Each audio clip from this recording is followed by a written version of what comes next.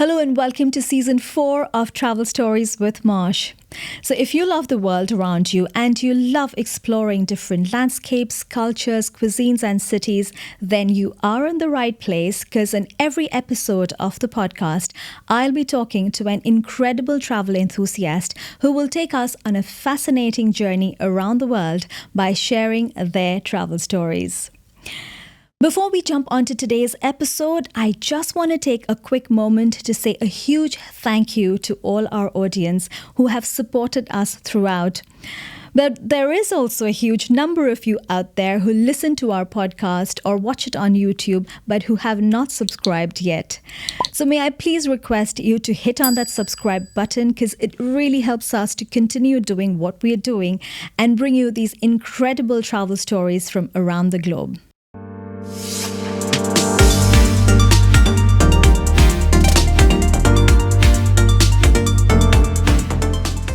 Welcome to season 4 once again, everyone. So today on this episode, we are going to dive into the world of travel and design with the incredibly talented brother duo of Hasan and Hussain Roomi. Growing up in some very architecturally inspiring cities in the world, both Husain and Hasan have built incredible travel stories through art and design. As founders of H2R Design, they shuttle between London and Dubai, and today they are joining us in the studio today to share their incredible travel tales and talk about places that are hugely inspirational to them as far as art and design are concerned. Thank you so much for joining us in the studio today, Husain and Hasan. Thank you for having us. Now, it's a pleasure, and I'm really excited to go on this journey with you around the world, talking about art and design and how that has influenced you in your work and what you do. But what I want to ask you first is, you shuttle between London and Dubai because you have offices in both the places, you have homes in both the places. So which place do you find architecturally more inspiring? Very difficult question. Both are inspiring in very different ways. We have London with its classical architecture that sort of combines the old and the new a lot of the times, that really opens our eyes to how we do things. And I think we all know the majority of some of the architectural works are renovation projects, which are interesting to us because they have some form of heritage and continuity to the work, which we love about it.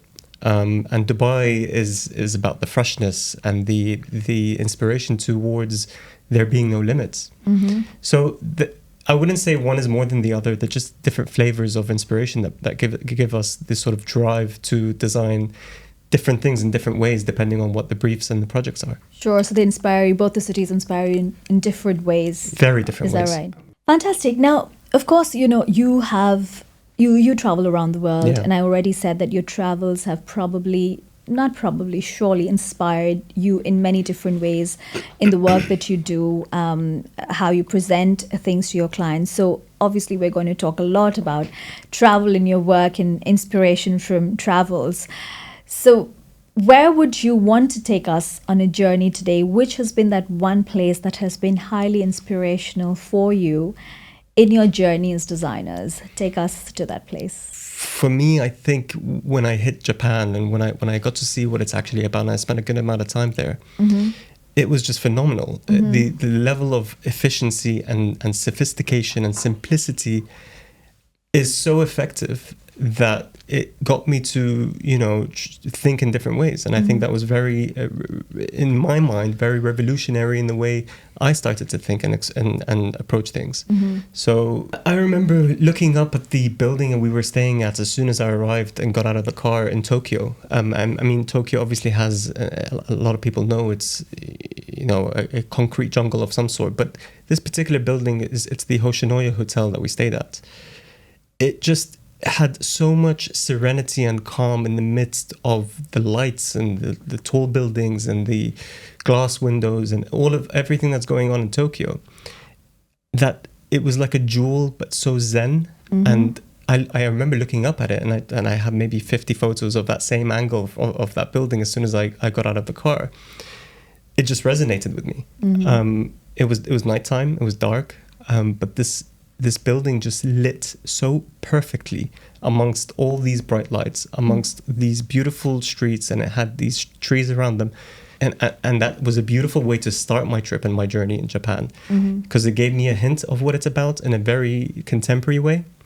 When inside the hotel, it was very much reminiscent of what's going on on the outside, but also very different. It was a traditional ryokan hotel, so very much taking off your shoes. You have to put slippers on or barefoot. Everything was on the floor, on the ground, but it was very contemporary. It's a new hotel. So that balance between tradition and design, I think, was very interesting, and you can apply that to so many things. So that's interesting about Japan. I mean, you're right. The simplicity in everything that they do in Japan is just incredibly and so attractive in a way. Thoughtful. Yeah, thoughtful. So what about you? Which, so as designers, obviously you travel the world. As designers and the work that you do, which is that one place that you found highly inspirational? So for me, for example, if you were to talk about the design influences that I would have had in terms of restaurant design, it takes me straight to the Far East. Places like Vietnam, Hanoi, and Hanoi was just mind-blowing. It's also a UNESCO site as well. It was the kind of, it's really funny seeing the Chinese and the Japanese and the French and the colonizing influence into the space. The influence into the food was mind-blowing. And just trying to absorb all of that within the kind of culture that they've kind of created their own little melting pot, as you put it.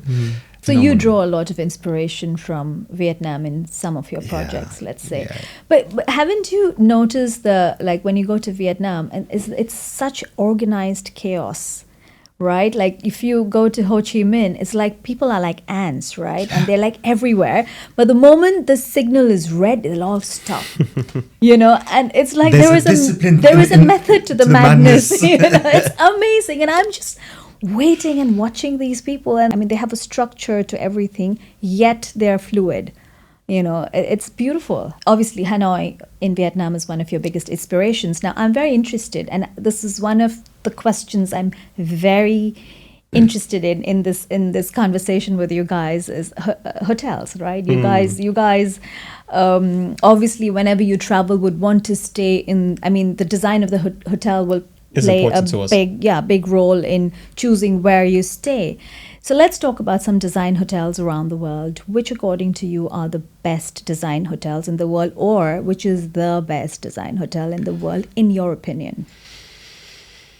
Well, again, I go back to Hoshinoya in Tokyo. That was, to me, breathtaking as a hotel in every sense. And especially design. But there are many.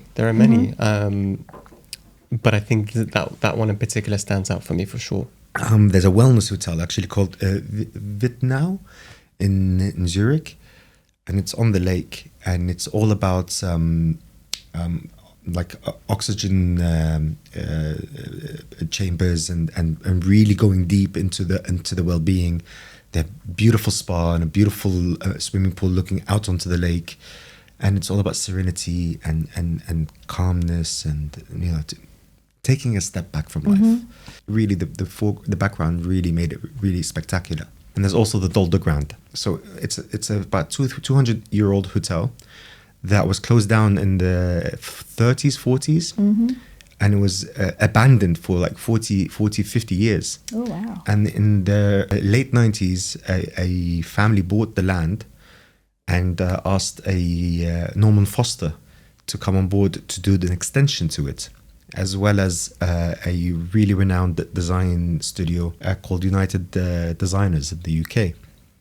And it's just the balance between the modernity and the old traditional is mind-blowing. That's amazing, that Doldergram in Zurich. That's amazing, the things you discover when you travel, right? Absolutely. Coming to my next question, culture and heritage. when you visit a place, you know, and if you're aware and you're someone who's interested, which a lot of our listeners are, they're very interested in culture and heritage. And again, travel today is so different. People want these you know, experiences when they travel. They don't just want to go to a hotel and go to the spa and come back. It's about experiences. Therefore, transformational travel and experiential travel are becoming so much more Absolutely. important in today's world. And you know, like culture and heritage, like when you go to Spain or you go to Barcelona, for example, you see Gaudi everywhere, you know, and that pretty much becomes the culture of Barcelona in a way. Yeah. And like that, there are so many other places. But in your opinion, which places or properties as designers, which properties around the world do you think have really inherited or captured the heritage and culture of the place? There's a wonderful boutique, and it's called the Zania Group. And this is the Zania Group Cambodia Siem Reap Hotel, a boutique hotel. And they basically took, I think, an acre or two of existing land, and it was a rice field. And they kept it a rice field, and they just they almost modernized it, and they still nurture rice, and they give it to you, and all the food is Farm to table. Completely farm to Preserve table. their initial intent. Yeah, it's phenomenal, and so you stay in the little. It's all these little huts with their own splash pools, but the centerpiece to the whole space is this converted house, because in Cambodia all the houses are on stilts due to the weather, and it's about 100 years old, and they preserved it and they kept it together, and it's in its original wooden structure. Wow. And they kept it on site while they were doing construction, and just preserved it and turned it into a whiskey bar that overlooks the whole rice field. And it's just it really is majestic in its serenity. So even though it's a whiskey bar in the middle of the rice fields, you still have the whole traditional aspect to it, and you feel like you're in Cambodia, still sipping the best whiskey. So completely, yeah, that's brilliant. It was mind-blowing, the environment, in terms of how, and you'd sit there on the sunset, and you can literally see the sun dropping down. It's almost like they've aligned the building to where you see the sunset, but it's actually originally placed. It is where it's meant to be. So they hadn't moved it, and it was just So the stars aligned. surreal. Yeah. Surreal, absolutely surreal. That will be a really incredible experience. It really- You know, you have the blend of modernity yet staying traditional at the same time. It's really Spectacular, difficult, and honestly speaking, it was one of the very few hotels I've experienced that I felt like they really, really respected the heritage. So let's talk about some of the cities around the world. You know, so many cities nowadays, modern cities, are building the whole city in a very different way. You know, modernism today is very different than it was years ago. Which are the most iconic design cities in the world, according to you? The most iconic design cities. I mean, you've got some places in Europe, such as Denmark and the Scandinavian countries. They're very much design-led. Yeah, Copenhagen. You've got Australia. Australia has a huge sort of influence on design. So some of the most incredible designs in the world are also in Italy. So I think all over the world you have some of the most incredible. Every time you see them and you visit these new cities, you say, "This is one of the most incredible design cities." What if I've an ever been to." aspiring designer came up to you and asked you for advice and said, you know, I want to go to this one place, and he or she only has one place to choose. So which place which city would you ask an aspiring designer to go That's to a very good question. for inspiration? It's a tough question. I know, but you know, we gotta pick. Yeah. I mean, I'm going to obviously, I think, pick the one I know most. I've seen the most in London itself. And it just never ceases or stops to, you know, amaze me. And I always see new things and discover new things. And It's a transient space. So London has really embodied this sense of importance towards design and creativity, and it's become one of the forefronts of creative, beautiful design. Okay, so London would be one of the best picks, I guess. I think but you so. know, we talk a lot about, you know, like all of Denmark, Sweden, these places, Scandinavian countries, they're known for their design, you know, minimalist Absolutely. yet fabulous. London, New York, Dubai, you know, people Absolutely. talk about all these cities, but you know, there are areas of the world that are underrated and people don't talk much about them, you know. So which are these places you think are highly underrated as far as arts and architecture is concerned? Honestly, for me, I think one of those places would be the likes of Lebanon. You know, Beirut has incredible design, and it's from, and I'm talking everything from Underground, architecture, interior design, furniture design, lighting design, Artists. Some of the, you know, people we collaborate with on projects are based in Beirut, and you know, even through the tough times, they, you know, put the biggest smiles on their faces, And they make it work. True. and they make everything work, And I mean, and to the finest of quality.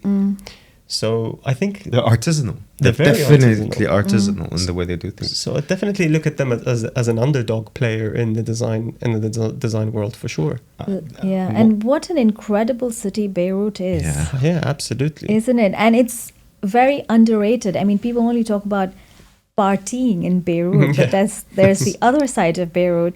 And I say this to my Lebanese friends as well, that the Lebanese in Lebanon are so much nicer. They're humble, they are kind, they are genuine. They're giving. They're very giving. Yeah, It's incredible. amazing. It's incredible. You've gotta give You know, them credit. I'm very also keen to talk about airports. It's not a topic I've talked about much on the podcast, but because Important part of traveling. yeah, but we don't really talk about airport design, right? We don't talk about, which is like not much, you know.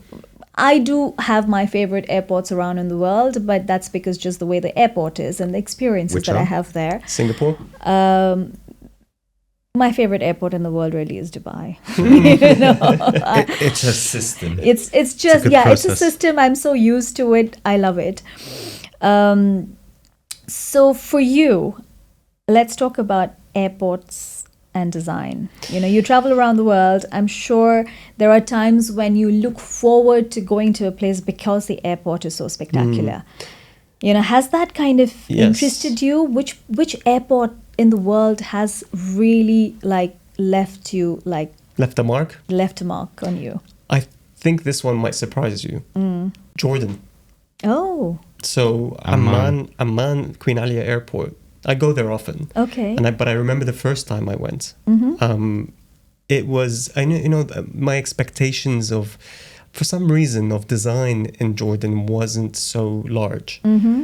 But I landed and I got to the airport and I looked at it and I really wondered who did this, who designed this, who That's worked on so this, who was the interesting. architect behind this, and the fact that it is in Amman, in Jordan, In the city. which I don't think gets much praise in terms of its, architect. Well, culture, yes, but maybe not so much its design influence.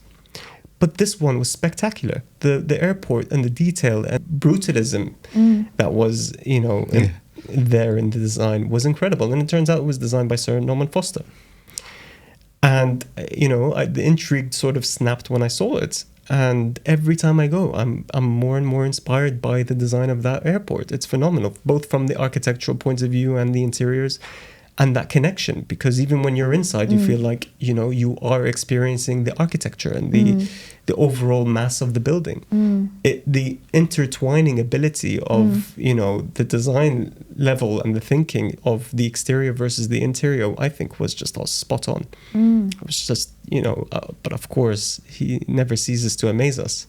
That's with his incredible. works. I've never heard anyone say this. People, like you mentioned, people just usually will talk about Singapore Yeah. or, all these new airports, the new now the airport in Istanbul is gaining a lot of Absolutely, it's beautiful. Yeah, it's very it is. beautiful. But I have never heard anyone talking about Jordan the way you did. Because it's also the expectation. Yeah. You don't expect it Yeah. out of Jordan or Yeah. Amman, you know? So Yeah. the fact that it's just standing there in the midst of, you know, Jordan and its context, and it stands out. But again, when you look at the design and the attributes of it, it doesn't stand out. It still blends within the context beautifully. But as a designer or an architect looking at it, I know it stands out. So definitely something to look forward to when one visits Jordan. 100%. nice. 100%. Fantastic. So, you know, obviously we spoke about a lot of places. But now I'm wondering if you've kept something back. Like, do you have a hidden gem that we should still talk about? I mean, what is your hidden gem? For me, a lot of art and design is about being artisanal. Architecture plays a massive role, of Yeah. course. But in terms of experience and joy, it's about being able to stumble across a store that is artisanal Yeah. and a perfumery, for example, that does these bespoke perfumes or leather bags or leather, whatever it is. For me, that was Florence. Okay. Firenze is quite But it's not a magical. hidden gem, is it? It's not. Yeah. That's true. It's got something special about it, Mm-hmm. and it has a lot to offer. And it's all about discovery through walk. So there's more to discover than meets the eye. Absolutely. Yeah. And it's layers upon layers upon layers, and that's what I found quite surprising about it, to be honest with you. No, I love Florence. I mean, you know, like you say, you keep going there and you're never tired. Okay, now coming towards the end of the podcast, let's talk about what's on your bucket list. Which are the places that you're looking forward to exploring as far as architecture, design, exploration, journeys? South America. I'm intrigued by Venezuela, Peru, even Mexico. To be honest with you, I'd love to see how it's evolved over time. Mexico's interesting. So South America for you. What about you? I've done a quick sort of touch up on India, but not enough. I think I sort of, it was just the tip of the iceberg, I feel. So I think there's a lot more to discover in India. I'd like to see a lot more. I have a feeling there is a lot to unravel. Yeah. So even from a design perspective, because you know my travel there was actually for design. And I think the way the direction they're going in terms of design is very interesting. Maybe not so much, you know, the benchmark in certain ways, but you know, being part or seeing the growth, I think is also as fascinating sometimes as going to a place that is also that's quite established on the design front. And the architecture in India, it'll be so different from Exactly. even from city to city, forget place, state to state. So from the north is so different than the east and west and south. It's just incredible. Absolutely. You just need a lot of time. Yeah. And again, the food. Yeah, the food, yeah. Phenomenal. And even the food is so diverse. Yes, it is. I mean, when Insane. people come and tell me, It like, is. I love Indian food, so I'm like, what does that even I mean? now know that means nothing. Yeah, that means nothing. You have to specify because it's just, you know, it's so different. Well, this was a very interesting ride into various cities and places around the world through arts and the architecture and design. And we now know some of the best places to go to as far as design is concerned, especially hotels, those incredible places that you both mentioned. And thank you so much for joining us you for on the having us. podcast. It was a lot of And pleasure. Our pleasure. pleasure is all mine. I wish you all the best. I hope you get to go to South America. Thank you. And discover all the places and eat all the divine food there. And you get to go to India and eat the real butter chicken there. Thank you so much for joining us. Absolute pleasure. Thank you everyone for joining us today. I hope our conversations have fueled your wanderlust to explore the world in new and exciting ways.